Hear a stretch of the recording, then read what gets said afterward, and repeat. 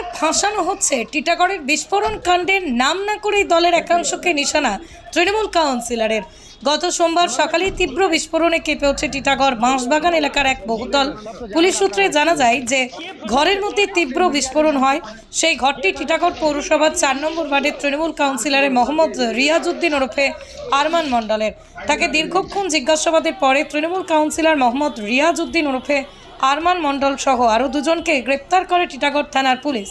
আজ তৃণমূল কাউন্সিলর আরমান মণ্ডলকে 4 দিন পুলিশে হেফাজতের পর আদালতে পেশ করা হয়। আদালতে পৌঁছে তৃণমূল কাউন্সিলর বলেন, আমাকে ফাঁসানো হচ্ছে, আমার নতুন করে কিছু আর বলার নেই।